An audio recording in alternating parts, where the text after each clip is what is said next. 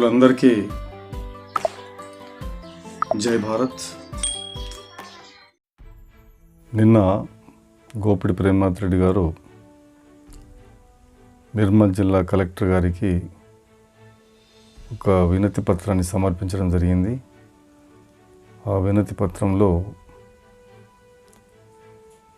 నిర్మల్ జిల్లాలోని ముదోల్, ఖానాపూర్, నిర్మల్ నియోజకవర్గాల్లో DCMS, IKP, PSS ఆధ్వర్యంలో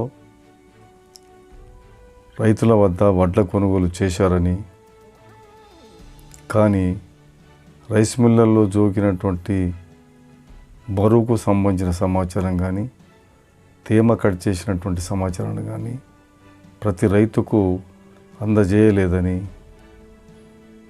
మరి అంతేకాకుండా డబ్బులు మాత్రం పంపించారని, డబ్బులు పంపించిన దాన్ని బట్టి చూస్తే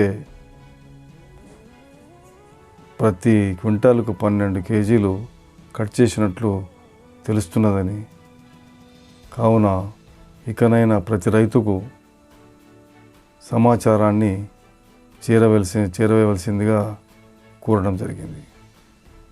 మరి అంతేకాకుండా తనకు పర్సనల్గా జిల్లాకు సంబంధించినటువంటి అందరి రైతుల సమాచారాన్ని కూడా ఇవ్వవలసిందిగా, మరి దానికి సంబంధించిన ఫీజు కూడా తాను చెల్లిస్తానని తన యొక్క వినతి పత్రంలో జిల్లా కలెక్టర్ గారిని కోరడం జరిగింది.